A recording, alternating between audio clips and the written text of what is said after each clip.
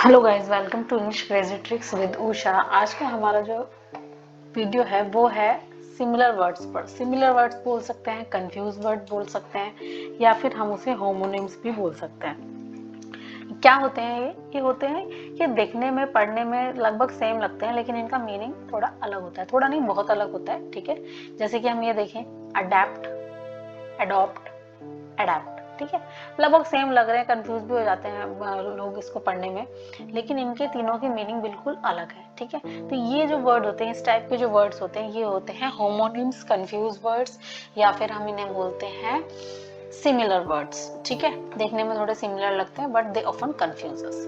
ठीक है, तो देखते हैं, जैसे कि ये है अडेप्ट। अडेप्ट का मतलब होता है किसी भी वातावरण को, किसी भी वातावरण के अनुकूल बना लेना खुद को। ठीक है, जैसे कि one must learn to adapt oneself to circumstances. Circumstances का मतलब होता है परिस्थिति, यानी कि व्यक्ति को अपने आप को परिस्थिति के अनुकूल बनाना सीखना होगा। ठीक है, तो अपने आप को हमें जैसे जैसे एरिया होता है उसके अकॉर्डिंग हमें अपने आप को डेवलप करना होता है, अपने आप को ढालना होता है। ठीक है, अगर हम विदेश में जाते हैं तो हमें उसके अकॉर्डिंग रहना पड़ता है, अगर हम गाँव में जाते हैं तो हमें उस परिस्थिति के अकॉर्डिंग रहना पड़ता है। ठीक है, तो यही है अडेप्ट। अडेप्ट का मतलब होता है कि one must learn to adapt oneself to circumstances, यानी कि व्यक्ति को अपने आप को परिस्थिति के अनुकूल बनाना सीखना होगा। ठीक है, अडॉप्ट, अडॉप्ट का मतलब होता है कि किसी को अपना लेना, जैसे बोलते हैं किसी को गोद ले लेना। ठीक है, उसने अनाथालय से एक बच्चा गोद लिया, यानी कि उसने अनाथालय से एक बच्चा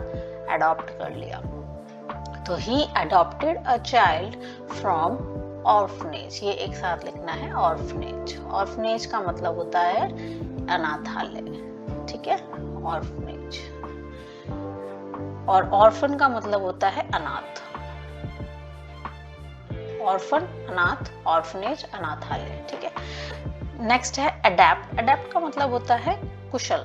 ठीक है, कोई भी व्यक्ति परफेक्ट है किसी भी काम में, वो होता है अडेप्ट। तो he is an adapt carpenter, यानी कि वह एक कुशल बढ़ई है, यानी कि उसको सब कुछ आता है, परफेक्ट है वो। ठीक है, नेक्स्ट वर्ड है हमारा क्वाइट ऑफन। क्वाइट ऑफन का मतलब होता है अक्सर। ठीक है, अक्सर। और क्वाइट का मतलब होता है बिल्कुल, कोई भी चीज बिल्कुल ठीक हो जाए। ठीक है, या बिल्कुल, जैसे हम बोलते हैं वह बिल्कुल नहीं पढ़ रहा है, तो बिल्कुल के साइंस ये है क्वाइट। और अक्सर, वह अक्सर पढ़ता है, तो क्वाइट ऑफन। मैं अक्सर जाता हूँ, आई गो देयर क्वाइट ऑफन। मैं अब बिल्कुल ठीक हूँ, I am well, I am quite well now. Quite well, well का मतलब होता है ठीक, लेकिन बिल्कुल ठीक मतलब टोटली परफेक्ट फाइन, तो क्वाइट वेल आप लगाओगे। ठीक है, नेक्स्ट वर्ड्स देखते हैं। ये वर्ड भी बहुत ज्यादा कंफ्यूजिंग होते हैं, कंफ्यूज होते हैं इसमें कि कहाँ क्या लगाएं, कहाँ पर कौन सा यूज होगा। ठीक है, देखते हैं इसको। ये है इन अ व्हाइल। फर्स्ट वर्ड है इन a while. In a while का मतलब होता है थोड़ी देर में, मैं थोड़ी देर में आऊंगा, तो I will come in a while, I will come in a while. After a long, after a long का मतलब होता है लंबे समय के बाद। तो राम लंबे समय के बाद, बहुत देर बाद राम आया, तो Ram came after a long. हम दिल्ली बहुत समय के बाद गए, तो we went to Delhi, we went to Delhi after a long, यानी कि लंबे समय के बाद आप दिल्ली गए। फॉर अ लॉन्ग का मतलब भी होता है एक लंबे समय के लिए। ठीक है, तो मैं काफी देर तक उसका इंतजार किया, यानी कि मैंने काफी देर तक उसका इंतजार किया।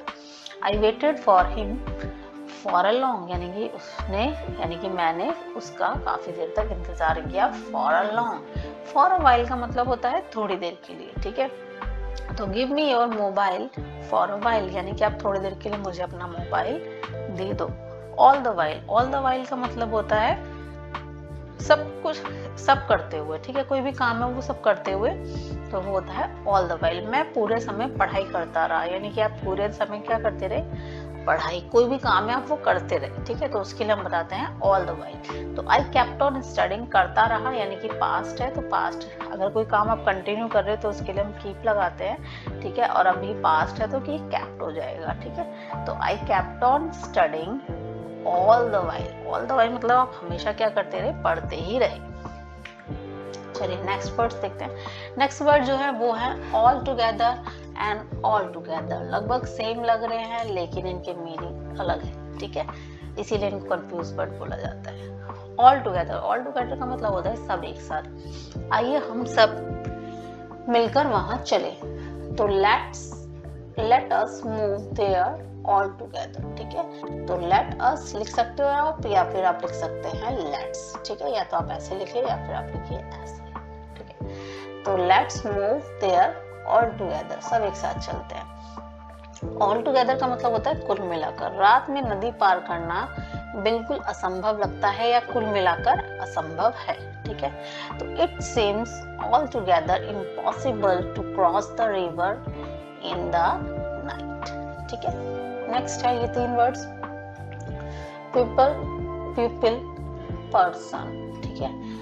तो पर्सन एक व्यक्ति के लिए होता है, वही अगर समूह होता है लोगों का तो उसको पीपल बोलते हैं। कोई पीपल्स लिख देता है इंग्लिश में पीपल्स, तो गलत होता है। पीपल ऑलरेडी लोगों का समूह होता है, तो उसको भी बोलते हैं हम पीपल। अगर वो एक है इंडिविजुअल तो वो होता है पर्सन। और पीपल होता है, ये होता है शिष्य, छात्र इसे बोलते हैं, ठीक है। तो वे लोग हमारे लिए बहुत महत्वपूर्ण है, मतलब काफी सारे लोगों को पॉइंट आउट कर रहे हैं कि वो लोग हमारे लिए बहुत महत्वपूर्ण है। तो those people are important for us. तुम्हें एक अच्छा शिष्य बनने के लिए सभी निर्देशों का पालन करना होगा। तो यू विल हैव टू ओबे मतलब पालन करना। You will have to obey all the instruction मतलब सभी निर्देश, to become a good people यानी कि अच्छा छात्र बनने के लिए, to become a good people. Person एक पर्टिकुलर व्यक्ति को कहा जा रहा है, जैसे कि उस व्यक्ति को देखो, तो लुक एट दैट पर्सन। तो इस टाइप से हम इन वर्ड्स को डिफरेंशिएट कर सकते हैं। नेक्स्ट देखिए, नेक्स्ट इंटरेस्टिंग वर्ड्स हैं ये। एक होता है ऑडियंस और एक होता है स्पेक्टेटर। ऑडियंस, स्पेक्टेटर आपको सुनने में सेम लगेंगे लेकिन थोड़े से डिफरेंट है, ठीक है। थोड़े नहीं बहुत ज्यादा डिफरेंट है। तो ऑडियंस का मतलब होता है श्रोताओं का समूह, और स्पेक्टेटर्स का मतलब होता है दर्शकों का समूह। एक जैसे लग रहे हैं, लेकिन जो ऑडियंस होता है ना, ऑडियंस जो होता है वो पहले इसके सेंटेंस देख लेते हैं, ठीक है। भाषणकर्ता ने लंबे भाषण से श्रोतागणों को उकता दिया, मतलब उन्हें बोर कर दिया, ठीक है। उन्हें मतलब क्या बोलते हैं, उन्हें बोर कर दिया, इंग्लिश में तो यही है, और हिंदी में उकता दिया है, ठीक है। तो द स्पीकर का मतलब होता है जो भाषण देता है उसको बोलते हैं speaker board the audience with his long speech, यानी कि जो भाषण करता था उसने अपनी लंबी स्पीच से जो जितनी भी ऑडियंस थी उसको क्या कर दिया, बोर कर दिया, उकता दिया, ठीक है। अब यहाँ पर ऑडियंस लगाया है, और यहाँ पर देखिए the slow hockey game board the spectators, यानी कि हॉकी के धीमे खेलने, मतलब हॉकी धीरे धीरे मैच जो होता है, कभी एक ऐसी टाइम आता है ना कि वो स्लो हो जाता है, तो हॉकी के धीमे खेल से दर्शक उकता गए, यानी कि दर्शक क्या हो गए जी, बोर हो गए। तो यहाँ पर तो है श्रोतागण और यहाँ पर है दर्शक, इसी को बोलते हैं ऑडियंस और इसको बोलते हैं स्पेक्टेटर्स। देखिए जब कोई भी एक ग्रुप होता है, ठीक है, और वो जब किसी चीज के देखने पर ज्यादा इंटरेस्टेड होता है, ठीक है, जैसे कोई मैच हो रहा है, कोई मूवी है, कोई कॉन्सर्ट है, ठीक है, तो जब लोगों का एक जो समूह होता है, जब उसको देखने पर ज्यादा जोर देते हैं, मतलब देखते उसको ज्यादा है, ठीक है, यानी कि उसमें देखना अहम होता है, तो उसको बोलते हैं स्पेक्टेटर्स, ठीक है। और जब एक लोगों का समूह होता है और जब वो किसी चीज को, कोई इवेंट है, उसको सुनने पर ज्यादा ध्यान देते हैं, ठीक है, तो यहाँ पर वो हो जाती है, जो वो ग्रुप होता है उसको बोला जाता है जी ऑडियंस। ऐसे याद कर सकते हो आप, ऑडियो किससे रिलेटेड है, सुनने से रिलेटेड, तो ये होती है जी हमारी ऑडियंस, जो सुनने पे ज्यादा ध्यान देते हैं। भाषण वगैरह होता है तो ऑडियंस सुनती ज्यादा है, लेकिन ये ज्यादातर गेम्स वगैरह के रेफरेंस में दिया जाता है, क्योंकि गेम है जैसे कि हॉर्स रेस होता है, तो ये मूवी है, तो ये इस टाइप की चीजों में स्पेक्टेटर्स होता है। और जहाँ पर मीटिंग वगैरह होती है, ठीक है, या फिर कोई भाषण वगैरह देते हैं, तो वहां पर जो भीड़ होती है उसको ऑडियंस बोला जाता है, ठीक है। तो चलिए नेक्स्ट वर्ड देखते हैं। नेक्स्ट वर्ड है जी आपका बेटर और वेल। बेटर का मतलब होता है पहले से कुछ हद तक अच्छा होना, ठीक है, पूरी तरह सही नहीं है कोई इंसान, बेटर, जैसे मान लो समवन इज इन, ठीक है, कोई बीमार है और अभी वो इम्प्रूव हो रहा है, ठीक है, रेक्यूपरेट हो रहा है और अब वो इम्प्रूव हो गया है अपनी बीमारी से 50%, ठीक है, तो वो क्या हो गया, वो बेटर हो गया। यानी कि पहले तो वो बेचारा 100% बीमार था ना, तो अभी क्या होगी, उसकी हालत पूरी तरह से सही नहीं हुई, अभी 50 तो बचा है ना इम्प्रूव करने के लिए, तो अभी वो हो गया है बेटर। लेकिन अभी कोई व्यक्ति है और वो हो गया बिल्कुल 100% बढ़िया, तो वो हो गया तुम्हारा वेल, ठीक है। जैसे she is better today than she was a week ago, यानी कि एक हफ्ता पहले जिसकी जो हालत थी अब वो आज पहले से काफी हद तक अच्छी है, स्वस्थ है, ठीक है, लेकिन पूरी तरह स्वस्थ नहीं है, ठीक है। अब यहाँ पर देखो 1-2 महीने में वह पूर्ण स्वस्थ हो जाएगा, यानी कि इन अ मंथ और टू, यानी कि 1-2 महीने में she will be quite well. Quite मतलब पूरी तरह से और ठीक मतलब हो जाएगी, मतलब ठीक है। तो ये होता है जी क्वाइट वेल। क्वाइट हमने लगाया कि बिल्कुल के सेंस में, अभी हमने पढ़ा था पीछे बिल्कुल, ठीक है, तो ठीक हो जाएगी, यानी कि ठीक को और ज्यादा हमने प्रिसाइज करने के लिए और ज्यादा जोर देने के लिए यहाँ पर एक वर्ड लगा दिया क्वाइट, बाकी आप वेल लगा देंगे तब भी वही सेंस देगा। नेक्स्ट वर्ड देखते हैं। नेक्स्ट वर्ड है जी हमारा सिमिलरली। सिमिलरली का मतलब होता है उसी प्रकार से, यानी कि जिसने जो किया उसी तरह से, ठीक है, उसने मुझे मारा उसी तरह से मैंने भी मारा, तो ये होता है सिमिलरली। तो I went and met him similarly ही मेट टू, यानी कि मैं गया उससे मिला और इसी तरह या उसी तरह उसने भी मुझसे मुलाकात की, तो ये हो गया सिमिलरली। और साइमल्टेनियसली का मतलब होता है इसके साथ साथ ही, यानी कि किसी भी काम के अलावा आप कोई और काम कर रहे हो तो you are doing something simultaneously, ठीक है। तो I am studying working simultaneously, यानी कि आप पढ़ भी रहे हो और आप साथ ही साथ काम भी कर रहे हो, ये होता है साइमल्टेनियसली, ठीक है। नेक्स्ट वर्ड होता है कंटिन्यूअसली और कॉन्टिन्यूअली। कंटिन्यूअसली का मतलब होता है लगातार, कोई भी काम होता है वो लगातार हो रहा है तो वो होती है कंटिन्यूअसली। तो बारिश लगातार हो रही है, इट इज रेनिंग कंटिन्यूअसली, और बारिश रुक रुक कर हो रही है तो इट इज रेनिंग कॉन्टिन्यूअली। कॉन्टिन्यूअली मतलब रुक रुक कर। Next word admit and confess. Admit का मतलब होता है सत्य रूप में कोई भी चीज स्वीकार कर लेना, ये होता है एडमिट, ठीक है। कोई भी चीज है वो आपने एक सच है वो उसके रूप में आपने उसको स्वीकार कर लिया तो आपने उसको एडमिट कर लिया। लेकिन कन्फेस का मतलब होता है यू मेड सम मिस्टेक, आपने कोई गलती कर दी और अब आप उस गलती को मान रहे हो, तो वो जो आप गलती मानते हो उसको बोलते हैं कन्फेस। सच मानते हैं एडमिट, लेकिन गलती मानते हैं तो वो हो जाता है कन्फेस, ठीक है। जैसे कि मैं यह स्वीकार करता हूँ कि तुम मुझसे अधिक योग्य हो, सच है वो, तो I admit that you are abler. Abler का मतलब होता है, देखो एबलर मतलब यहाँ पर एबल का मतलब होता है योग्य, ठीक है। लेकिन यहाँ पर जब दो लोगों में तुलना हो रही है तो दो लोगों में तुलना हो रही है तो कंपैरेटिव डिग्री यूज होते हैं, तो एबल का हो जाएगा एबलर, ठीक है। या फिर आप यहाँ पर बेटर भी लगा सकते हो, गुड एक व्यक्ति के लिए और दो लोगों के लिए हम लगा सकते हैं यहाँ पर बेटर भी लगा सकते हैं, और कोई सबसे अच्छा है तो वो हो जाता है बेस्ट, ठीक है। तो आप यहाँ पर बेटर भी लगा सकते हो, तो I admit that you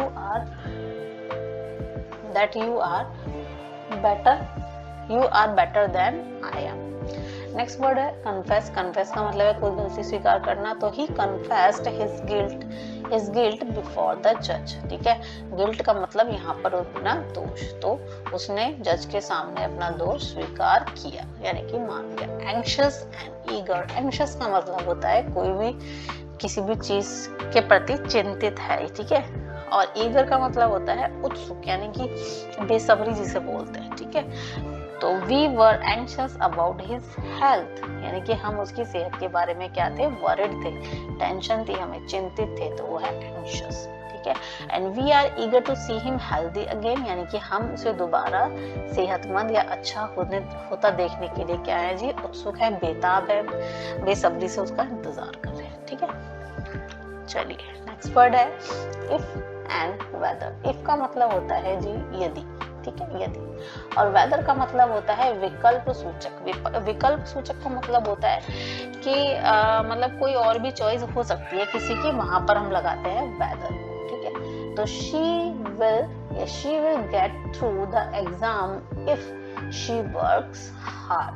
get through का मतलब है पास कर लेना, ठीक है, उत्तीर्ण कर लेना, तो वह वह एग्जाम पास कर लेगी अगर यदि वह ज्यादा मेहनत करेगी या ज्यादा मेहनत करती है, तो ज्यादा मेहनत करती है तो वो क्या कर लेगी, एग्जाम को पास कर लेगी। और वेदर का मतलब है विकल्प। जैसे she asked me whether I intended to go to cinema. Intent का मतलब होता है इरादा, ठीक है, यानी कि उसने मुझसे पूछा कि क्या मैं सिनेमा देखना चाहता था। इंटेंडेड मतलब पास्ट का सेंटेंस है, क्या मैं सिनेमा देखना चाहता था। तो देखो चाहता था यानी कि हो सकता है मैं कुछ और भी देखना चाहता था, लेकिन उसने मुझसे बाद में पूछा कि क्या मैं ये करना चाहता था या कोई और इरादा था। तो यहाँ पर थोड़ा विकल्प के सेंस में ही लिया जाता है वेदर, ठीक है। देखो नेक्स्ट वर्ड है इफ इट वॉज या इफ इट वर, ठीक है। यदि ऐसा था या इफ इट वॉज का मतलब है यदि ऐसा था। तो if it was there in the morning it should be there now, ठीक है। तो यदि वह वस्तु प्रातः वहां थी तो अब भी वहीं होनी चाहिए। तो if it was there in morning तो it should be there now, वो जब पहले वहां थी तो अब भी वहीं होनी चाहिए। तो यदि ऐसा था। और इफ इट वर का मतलब है यदि ऐसा होता। ये थोड़ा सा जो चीजें होती है ये अनरियल होती है। अनरियल का मतलब है सिचुएशन, मतलब व्यक्ति की वो कंडीशन नहीं है, बट वो सोचता है, इमेजिनरी करता है उसको, मतलब इमेजिनेट करता है कि मगर ये होता तो मैं ये कर लेता, वो कर लेता, ये उस सेंस में होता है। तो if I were the prime minister of India I would remove poverty. बोलते हैं ना कि अगर मैं प्रधानमंत्री होता तो ये कर लेता, वो कर लेता, तो उस सेंस में ये होता है, ठीक है। तो if I were the prime minister of India I would remove poverty, तो मैं गरीबी हटा देता अगर मैं क्या होता, प्रधानमंत्री। यदि मैं टीचर होती तो सारे बच्चों को डांटती, ठीक है। तो if I were teacher I scold all the students. तो यहाँ पर हम बनाते हैं इफ आई वर, जो अनरियल सिचुएशन होती है, ठीक है। अगर मैं प्रिंसिपल होती तो स्कूल को सुधार देती। तो if I were the principal I would improve the condition of the school. तो ये सारी चीजें अनरियल होती हैं, इमेजिनरी होती हैं। तो इसके लिए हम लगाते हैं इफ इट वर। नेक्स्ट है बोथ एंड ईच। बोथ का मतलब होता है जब हम किसी दो लोगों के बीच में कोई संबंध बनाते हैं, मतलब कि दो लोगों के बीच में कोई वस्तु है, आदान प्रदान हो रही है, या दो लोगों के बीच में बात कर रहे हैं, तो तब हम लगाएंगे बोथ। देखिए both the sisters are beautiful, तो दो की बात कर रहे हैं आप तो आप बोथ लगाएंगे, दोनों बहनें सुंदर हैं। ईच मतलब प्रत्येक, अर्थात दोनों में से ज्यादा या दोनों में से कोई एक, ठीक है, या दोनों में से, यहाँ पर दो भी हो सकते हैं और दो से ज्यादा भी हो सकते हैं, ठीक है। तो यहाँ पर ऐसा नहीं है कि आप यहाँ पर तो पर्टिकुलर दो ही होंगे, लेकिन यहाँ पर हम एक ग्रुप की अगर हम बात कर रहे हैं तो उस ग्रुप में से एक की, ठीक है, दो नहीं, कोई एक ग्रुप है उसमें से दो है या दो से ज्यादा हैं और उसमें से हम किसी एक की बात कर रहे हैं तो वो हो जाता है ईच। जैसे कि हर एक लड़की के पास एक नई पुस्तक है, हर एक लड़की के पास वो दो भी हो सकती है, वो दो से ज्यादा भी हो सकती है। तो each girl has a new book. Next word है ब्रिंग एंड टेक। ब्रिंग का मतलब होता है लाना और टेक का मतलब होता है ले जाना। जैसे कि bring a bread from the बाजार, तो बाजार से एक डबल रोटी ले आओ, तो यहाँ पर ब्रिंग आया। और take your breakfast with you when you go to school, तो तुम स्कूल जाओ तो अपना नाश्ता ले जाना, तो ले जाने के लिए टेक। यहाँ पर ब्रिंग नहीं लगाएंगे कि ब्रिंग योर ब्रेकफास्ट, तो take your breakfast. Next word है अमंग एंड बिटवीन। अमंग का मतलब होता है जब हम दो से अधिक व्यक्तियों के बीच में कोई वस्तुएं होती है उनके बारे में बात कर रहे होते हैं तो अमंग होता है। और बिटवीन होता है जब दो व्यक्ति होते हैं उनके बीच में बात कर रहे होते हैं तो तब हम लगाते हैं बिटवीन। बिटवीन दो के लिए और अमंग दो से ज्यादा के लिए। जैसे संपत्ति को 4 बच्चों में बांटा गया, 4 बच्चे दो से अधिक हैं तो the property was divided among 4 children. लेकिन अगर यही दो होते कि संपत्ति को 2 बच्चों में बांटा गया तो the property was divided between 2 children. Next word है अमाउंट एंड नंबर। अमाउंट मतलब कि जिसको आप गिन नहीं सकते, जो एक मात्रा होती है, मात्रा मतलब एक क्वांटिटी होती है, और एक कोई ऐसी मात्रा होती है जिसे हम गिन सकते हैं, 1 2 3 4 5, ठीक है। तो ये जी हमारा नंबर होता है। A large amount of rice was delivered to the storehouse, यानी कि स्टोर में चावल की काफी मात्रा दी गई। चावल गिने नहीं जा सकते ना, चावल को अगर आप बैग में डालते हो तो बैग गिन सकते हो, लेकिन चावल थोड़ी ना गिन सकते हो। तो यहाँ पर हम लगाएंगे अमाउंट, ठीक है। तो अमाउंट लगाएंगे हम, a large amount of rice was delivered to the store, यानी कि चावल की एक भारी मात्रा को दिया गया कहाँ पर, स्टोर में। नेक्स्ट है नंबर, नंबर जिसे गिना जा सकता है। तो यहीं पर देखिए, a large number of bags of rice was delivered, यानी कि चावल की बहुत सी बोरियां दी गई, कहाँ पर, गोडाउन में, मतलब कहीं भी दी गई। तो नंबर मतलब जिन्हें हम गिन सकते हैं। चलिए नेक्स्ट वर्ड देखते हैं। नेक्स्ट वर्ड है हमारा एड। एड का मतलब होता है विज्ञापन, ठीक है। विज्ञापन टीवी में आते हैं, एड आते हैं, ठीक है। तो ये होता है एड, एडवर्टाइजमेंट की शॉर्ट फॉर्म एड। एक होता है एड जिसे बोलते हैं जोड़ना, और एक होता है एड जिसका मतलब होता है सहायता, और एक होता है एड जिसका मतलब होता है सहयोगी या साथी, ठीक है। तो एड, उन्होंने अखबार में एक विज्ञापन दिया, तो he has given an ad in newspaper। 2 से 3 को जोड़ें, यानी कि add 2 to 3। एड सहायता, उन्होंने 50,000 रुपए की सहायता दी है, तो he has given aid of ₹50,000। Add सहयोगी या साथी, वह प्रधानमंत्री के करीबी सहयोगी है, तो he is a close aide to the prime minister। Next word है एडिशन और एडिशन, ठीक है। तो एडिशन का मतलब है किसी भी चीज में बढ़ोतरी होती है, और एडिशन का मतलब होता है किसी भी पुस्तक का संस्करण।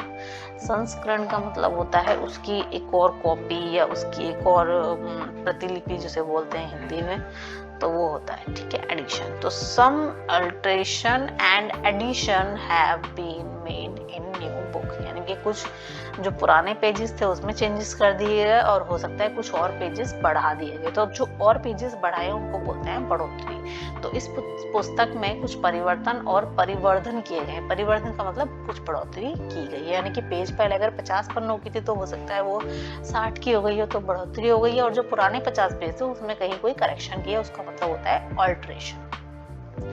एडिशन का मतलब होता है the third and latest edition of Bhagavad Gita has been published, यानी कि जो भगवत गीता है उसका लेटेस्ट और थर्ड एडिशन, यानी कि उसका एक नया संस्करण जो वो हो गया है, वो पब्लिश हो चुका है, छप गया है। नेक्स्ट वर्ड होता है आर्टिजन। आर्टिजन का मतलब होता है कारीगर जो किसी दस्तकारी का काम करता हो या दस्तकार होता है, उसको बोलते हैं artisan. The carpenter is a good artisan, वह बढ़ई एक अच्छा दस्तकार है। तो दस्तकार मतलब हाथ का कारीगर है, तो उसको बोलते हैं आर्टिजन। और आर्टिस्ट का मतलब होता है कलाकार, ठीक है। तो Kalidas was a good artist, तो कालिदास एक अच्छा कलाकार था। तो कलाकार जो हाथ का काम करते हैं, या जो मतलब जिनके अंदर कोई वैसा टैलेंट होता है कुछ बनाने का, ठीक है, तो वो होते हैं दस्तकार। और कलाकार जिसके अंदर एक इनबिल्ट जो अपनी सोच से कुछ लिखते हैं करते हैं, वो होते हैं आर्टिस्ट, ठीक है। नेक्स्ट वर्ड है एज। एज का मतलब है जैसा, और लाइक का मतलब भी होता है जैसा। लेकिन ये जो एज होता है ये क्रिया के बाद लगता है, यानी कि वर्ब के बाद लगता है। और जो नीचे वाला है लाइक, वो लगता है, वो जो हम लगाते हैं वो लगाते हैं पहले। अगर हमने लाइक लगाया तो उसके बाद कोई नाउन आती है, यानी कि कोई चीज आती है। जैसे एज, देखो, do as I do, not as I say. इसका मतलब ये है जैसे मैं करता हूँ वैसे करो, जैसे मैं कहता हूँ वैसा नहीं, ठीक है। तो जैसे कर रहे हो वैसे करो, जैसे मैं कह रहा हूँ वैसे मत करो, ठीक है। तो do as I do and not as I say. यहाँ पर एक बार एज आएगा, नॉट एज आई से। तो देखो एज के बाद क्या आ गई, वर्ब आ गई, ठीक है। अब यहाँ पर देखो, try not to behave like a child. तो यहाँ पर देखो लाइक यानी कि जैसे एक बच्चा, तो ये यहाँ पर क्या हो गई, नाउन, ठीक है। तो ही वॉक्स लाइक अ टाइगर, तो लाइक अ टाइगर, तो यहाँ पर देखो लाइक अ टाइगर, तो ही वॉक्स लाइक अ टाइगर। तो यहाँ पर वो टाइगर की तरह चलता है। तो लाइक के बाद कोई चीज आ गई, तो यहाँ पर दोनों का मतलब जैसा है, लेकिन एज के बाद वर्ब आ जाएगी और लाइक के बाद एक आएगी नाउन या चीज। नेक्स्ट वर्ड है रिक्वायरमेंट। रिक्वायरमेंट का मतलब होता है भर्ती, और एम्प्लॉयमेंट का मतलब होता है नौकरी। ठीक है, रिक्वायरमेंट भर्ती, एम्प्लॉयमेंट नौकरी। The requirement of soldier is going on, यानी कि सैनिकों की भर्ती की जा रही है या भर्ती चल रही है। और एम्प्लॉयमेंट का मतलब होता है नौकरी। तो Suman is in search of employment, तो सुमन एक नौकरी की तलाश में है। ठीक है, तो इस टाइप से डिफरेंशिएट करते हैं रिक्वायरमेंट को और एम्प्लॉयमेंट को। Rob and steel. रॉब का मतलब होता है कोई भी चीज एक बलपूर्वक बंदूक दिखाकर, चाकू दिखाकर छीन लेना, उसको बोलते हैं रॉब। ठीक है, और स्टील का मतलब होता है कोई भी चीज चुरा लेना, लेकिन बिना किसी के भनक लगी। ठीक है, आप किसी के नजर छुपते ही आप कुछ चुरा लेते हो तो वो होता है स्टील, और किसी को आप सामने से आके डरा के धमका के कोई चीज लूट लेते हो वो होता है रॉब। तो the robbers rob wayfarers usually at night, लेकिन लुटेरे प्राय रात में यात्रियों को लूटते हैं। तो ये वेफेयर्स का मतलब होता है यात्री। ठीक है, bad boy steel books of their class fellows. तो बुरे लड़के दूसरे सहपाठियों की पुस्तकें चुरा लेते हैं। सामने से नहीं चुराते ना, मतलब पीछे से चुरा लेते हैं, तो इसीलिए हमने यहाँ पर लगाया स्टील। नेक्स्ट वर्ड है क्लाइमेट एंड वेदर। क्लाइमेट का मतलब होता है कि कहीं भी किसी जगह का, क्लाइमेट का मतलब है कि कहीं भी किसी भी जगह का जो मौसम होता है कई सालों से या निश्चित समय में जो वैसा रहता है उसको बोलते हैं हम क्लाइमेट। जैसे कुछ जगह होती है वो ठंडी होती है, यानी कि उनका एक निश्चित समय होता है कि वहां पर वो वैसा ही रहता है, तो वहां पर वो हो जाता है क्लाइमेट। और वेदर जो होता है वो होता है जो वातावरण होता है उसके अकॉर्डिंग जो क्या होता है, दिन प्रतिदिन जो स्थिति होती है उसको बोलते हैं हम वेदर, जिसे बोलते हैं मौसम। ठीक है, तो I like the climate of Shimla more than Dehradun. देखो शिमला में ठंड रहती है, तो इसीलिए हमने यहाँ पर क्लाइमेट वर्ड का यूज किया, क्योंकि वहां पर ठंडी रहती है। ठीक है, तो इसीलिए जहाँ पर एक निश्चित जगह का जो आबो हवा होती है, जो वहाँ का जो मोस्टली वहां पर जो इन्वायरमेंट रहता है उसको बोलते हैं क्लाइमेट। ठीक है, तो I like the climate of Shimla more than that of Dehradun. Dehradun से ज्यादा मुझे कहाँ का क्लाइमेट पसंद है, शिमला की आबो हवा पसंद है। The weather was stormy. Stormy का मतलब होता है आंधी। देखो आंधी जो होती है कहीं की कोई किसी भी जगह की कोई निश्चित मौसम नहीं होता, वो आंधी कभी भी आ जाती है। ठीक है, गर्मियों में या सर्दियों में ठंडी हवाएं चलती हैं, थोड़ा ज्यादा भी ठंड, मतलब ज्यादा भी वो आंधी का रूप ले लेती है। तो ये वेदर हो जाता है कि कभी भी मौसम में ना कुछ बदलाव हो जाते हैं। ठीक है, कोई स्थिति बदल जाती है, तो इसीलिए यहाँ पर हम वेदर वर्ड का यूज करते हैं। कपल का मतलब होता है जोड़ा, और पेयर का मतलब भी होता है जोड़ा। ठीक है, लेकिन देखो two couples remain on dance floor. दो जोड़े फर्श पर नाच रहे थे। फर्श पर मतलब डांस फ्लोर पर नाच रहे थे। ठीक है, तो मतलब टिके रहे। तो the two couple remain on dance floor, इसका मतलब है कि दो जोड़े जो थे, यानी कि दो कपल जो थे वो डांस फ्लोर पर टिके रहे, यानी कि वो डांस फ्लोर पर नाचते रह गए। अब यहाँ पर देखो पेयर, यहाँ पर जोड़ा जो होता है ये दो चीजों के बीच में होता है। ठीक है, और जो एक जैसी होती है, बिल्कुल सिमिलर होती है। ठीक है, जैसे नया जूते का जोड़ा है, मेरे पास एक नया जूतों का जोड़ा है, तो I have a new pair of shoes. ठीक है, तो यहाँ पर आप लगाएंगे पेयर, जो दोनों चीजें बिल्कुल सिमिलर होती हैं, क्वाइट सिमिलर, तो वहां पर पेयर, और कपल जोड़ा। ठीक है, जो जोड़ी जिसे बोलते हैं, तो वो हम वहां पर लगाएंगे couple. Despite and detest. Despite का मतलब होता है घृणा करना। ठीक है, तो सम पीपल डिस्पाइज